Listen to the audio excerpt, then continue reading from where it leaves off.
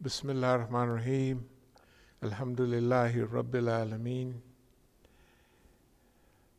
Ya ayyuha alladhina amanu.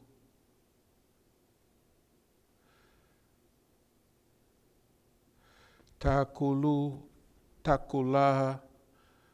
wa qawlan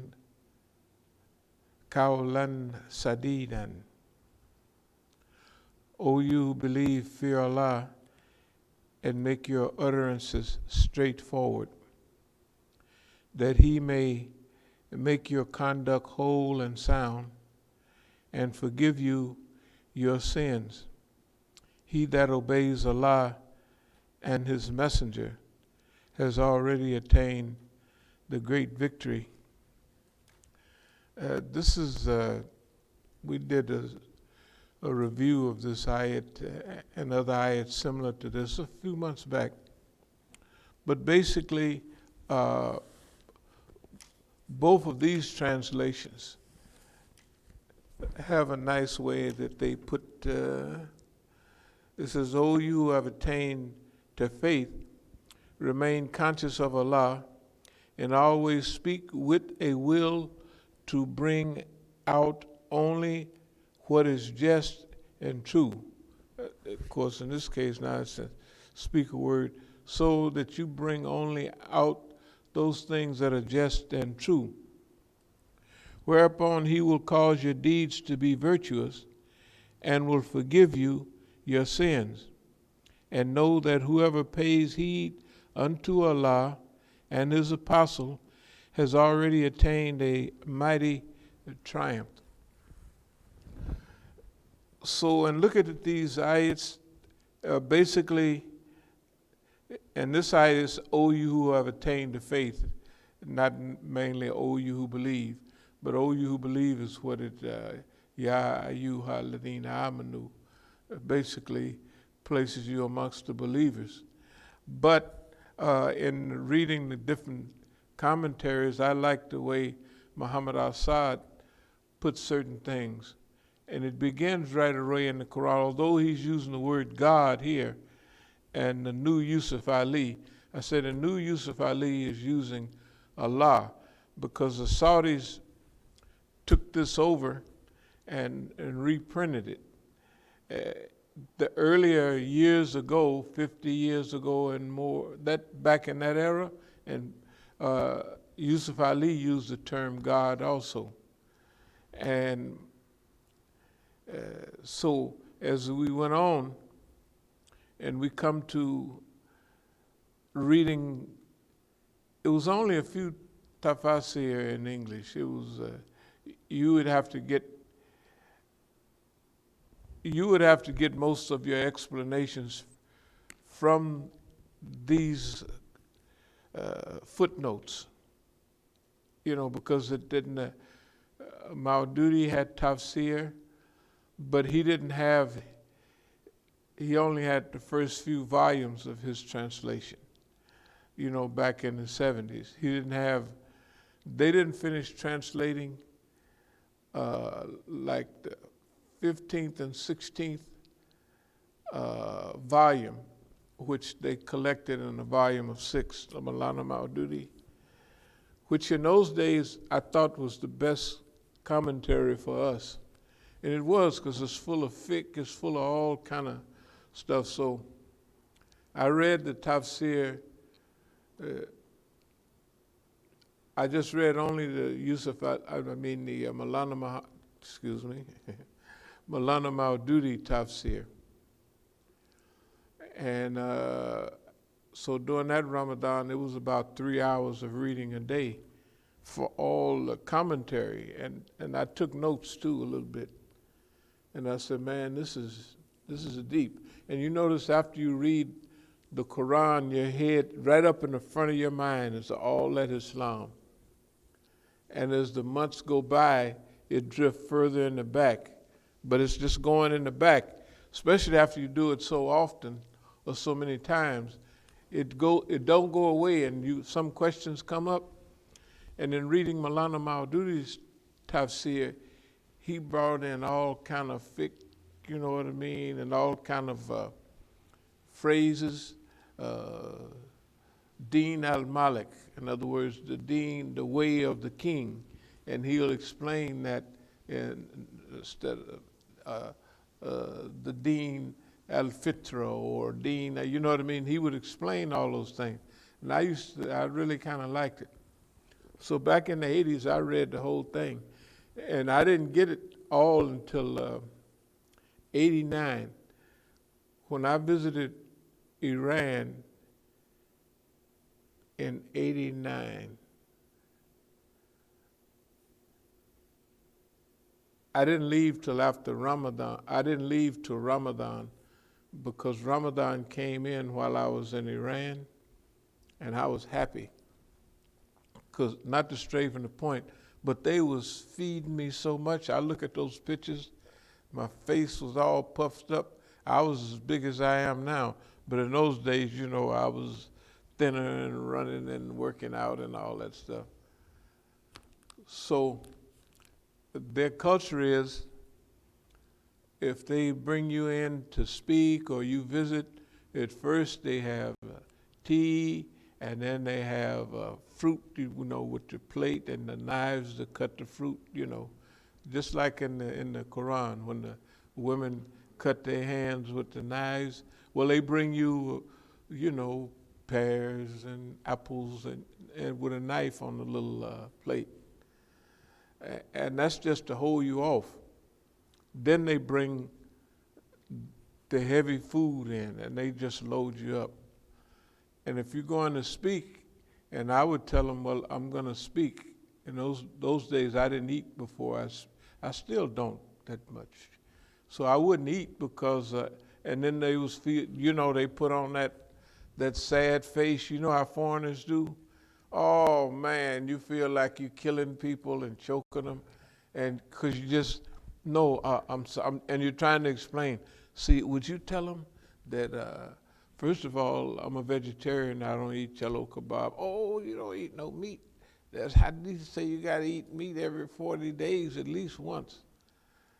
I said, well, the only thing, I never read that hadith, and, you know, that ain't no problem. And they probably do have one like that, but I ain't never read it. Anyway, so by the time Ramadan came around, I was so puffed up, it was a shame. And I stayed there part of Ramadan. Then I went to Pakistan. When I was in Pakistan, I went straight to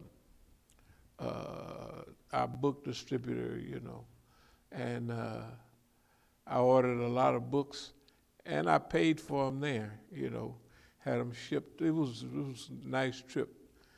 And not only that, they had volume 16 of Maulana Maududi's, and it was really a worthwhile trip. Plus it was Ramadan still. Man, by the time I got back here, I was thin as a rail, because I mean, I really pulled off. They was trying to knock me out, you know.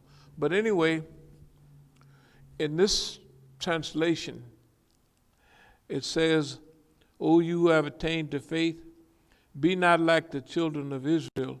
Okay, excuse me. "O you have attained to faith, remain conscious of Allah." Very good. "And always speak with the will to bring out only that which is just." So when you're speaking, and I'm saying that now because I'm going to go into certain subjects that are a little touchy. So I have to have, this is to help me frame up my thinking and what's the purpose of these discourses. That you speak with a will to bring out only what is just and true,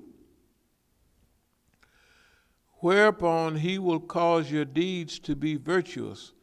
So that means the one that's speaking needs some help too. You know what I mean? And if you speak a word directly to the truth, kaulan sadidan, that means it will also help you. It'll help the people that you're dealing with, because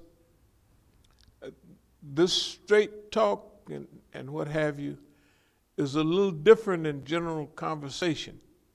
And according to the level of activity that you're involved in, it will also have a different weight that it carries on the people, the movement, and the ideas. So he will call your deeds to be virtuous and will forgive you your sins. And know that whoever pays heed unto Allah and his apostle has already attained a mighty triumph. So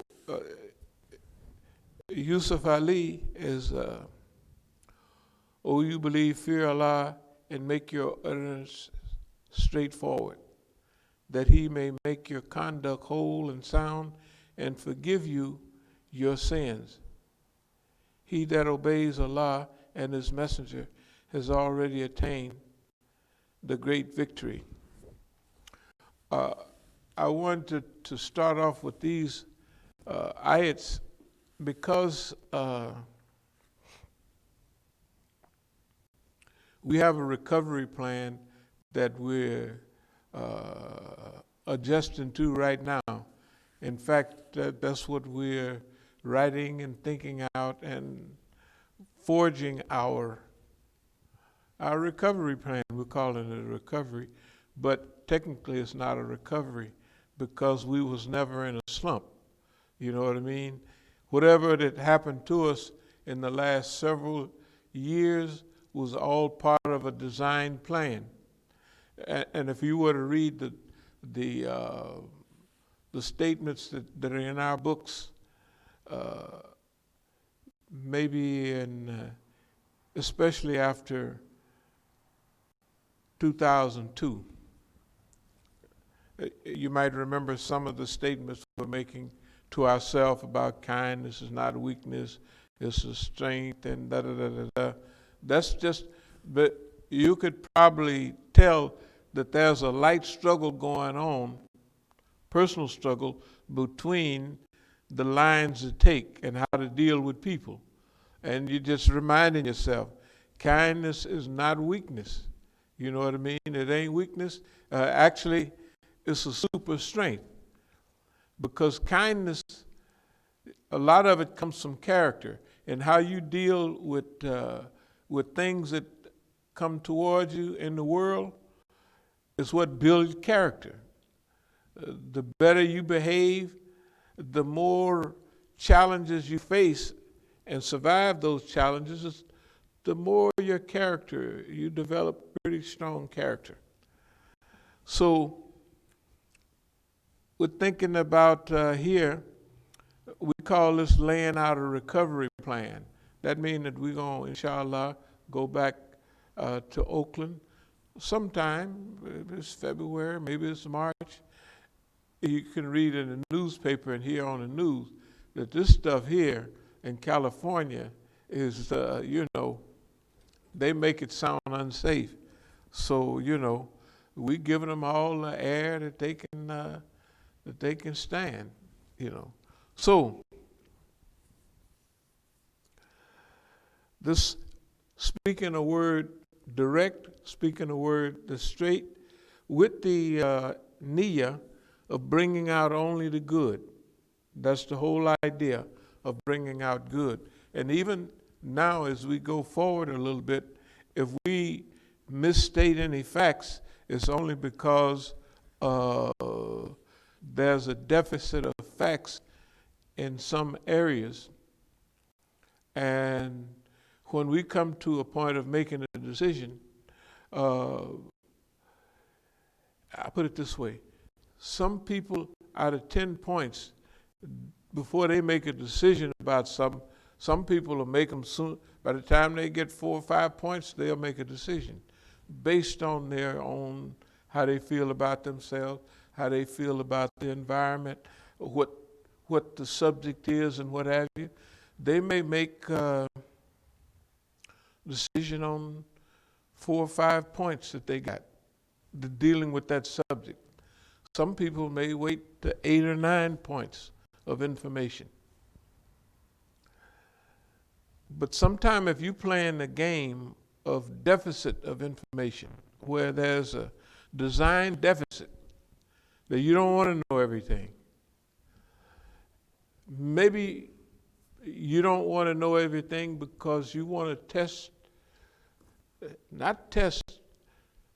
test and develop at the same time. Test your own analytical skills. Like, for instance, if you get good enough, you may get one piece of information, or you may get two. You can train yourself to one. By the time you get to 3 pieces of information, you're off and rolling. Other people may need 8 or 9 pieces. They may need everything but the exact picture of what's going on. You see what I mean? Before they can link the environment, the situation, whether it's the situation of the people making the situation or the situation making the people. What I mean is, during periods like this, or during times like war, people would say the environmental circumstances of World War II produced the type of Joseph Stalin that they had, just like it produced the type of Roosevelt, you know. And that war in Britain caused Winston Churchill to rise to a certain level. You know, he told the people, I ain't got nothing to offer but blood, sweat, and tears. You know what I mean? That's the translation that the white boys call blood, sweat, and tears. But everybody in Britain was ready to give up, but he said that old roly-poly man, he rallied them together, and they hung on out, you know. And he translated everything as a victory. So when they got run out of France at Dunkirk, he called that a big victory. This is a big victory because we got all 300,000 of our troops out. That's a victory. Okay. Now, if Hitler would have done stuff like that when he was fighting the Russians and other people, even when he was fighting the Americans, strategic retreat, they might still be fighting him now. But he kept on till you stay there till you just get mowed down. You remember that stuff? You couldn't, he didn't allow no kind of retreat, no strategic retreat. But the point is that the environment made those